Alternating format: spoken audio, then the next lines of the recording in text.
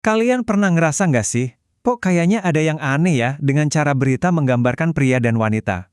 Nah, hari ini kita akan coba bongkar. Gimana sih media seringnya tanpa kita sadari ikut membentuk cara pandang kita soal gender setiap hari?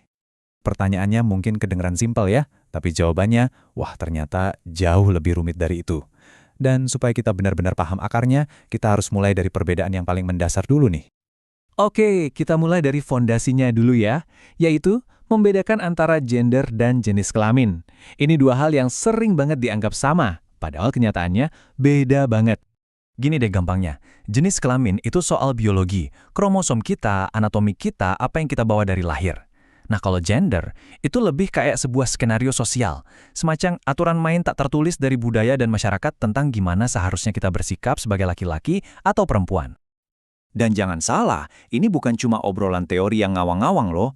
Skenario gender ini dampaknya nyata banget ke kehidupan kita. Ini beneran bisa nentuin apakah seseorang bisa sekolah, kerjaan apa yang bisa dia dapat, bahkan sampai ngaruh ke kesehatan dan kebebasan personalnya. Makanya, ini penting banget buat kita pahami. Nah, setelah kita paham nih apa itu gender, sekarang mari kita lihat peran media dalam semua ini. Karena media itu sering kita anggap sebagai cermin masyarakat kan? Padahal, seringnya cermin itu nggak jernih. Malah bisa dibilang retak dan bikin gambarannya jadi terdistorsi. Kutipan ini sih ngena banget ya. Media itu udah bukan lagi sekedar hiburan atau sumber informasi. Dia itu udah kayak arsitek yang ikut ngebangun cara kita mikir, cara kita bertindak, dan bahkan cara kita ngelihat diri kita sendiri. Kuat banget kan pengaruhnya? Nah, ini dia poin kuncinya. Banyak orang mikir media itu cuma cermin pasif yang mantulin apa yang ada di masyarakat. Tapi, banyak studi nunjukin kalau media itu lebih kayak seorang arsitek. Dia nggak cuma merefleksikan, tapi secara aktif membangun sebuah realitas buat kita. Dan sayangnya, fondasi dari bangunan itu seringkali miring, alias bias. Terus bentuk ketidakadilannya itu kayak gimana aja? Wah, macam-macam ternyata. Mulai dari marginalisasi ekonomi, terus subordinasi yang bikin suara perempuan dianggap nggak penting dalam pengambilan keputusan, sampai stereotip negatif yang diulang-ulang terus.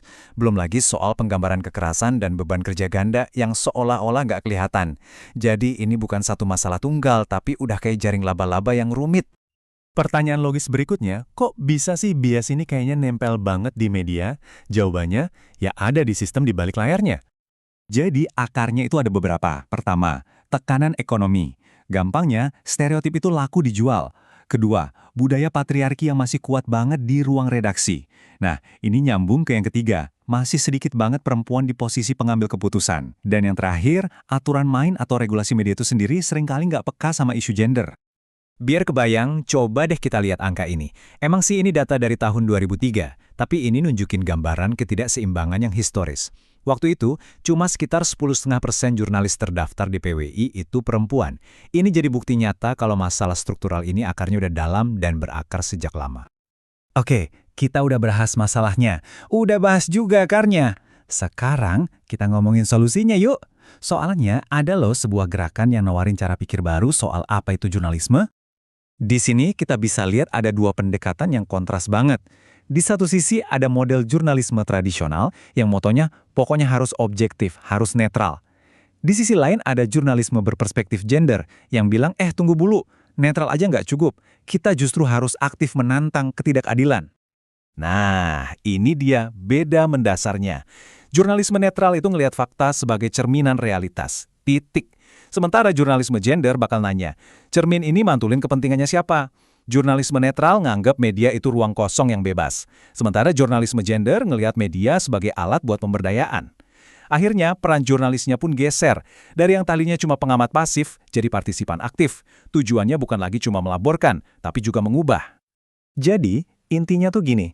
Dengan cuma ngelaporin apa adanya di tengah masyarakat yang emang udah nggak setara, jurnalisme objektif itu malah berisiko tanpa sengaja ngelanggengin ketidaksetaraan itu.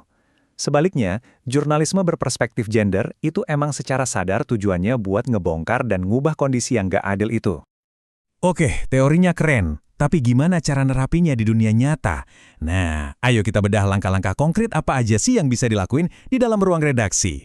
Anggap aja ini kayak sebuah checklist. Pertama, cek komposisi timnya. Siapa aja yang ada di posisi pengambil keputusan? Kedua, cek daftar narasumbernya. Udah beragam belum? ada database ahli perempuan nggak?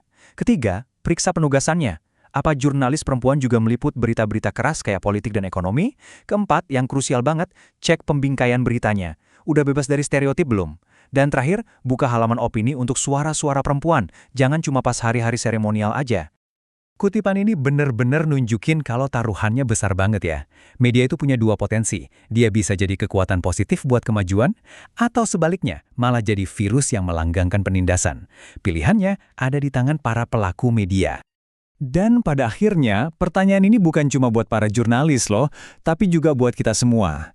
Coba deh renungkan, media yang kalian konsumsi setiap hari, apakah ia lebih terasa seperti virus yang memperburuk keadaan, atau justru menjadi kekuatan untuk perubahan?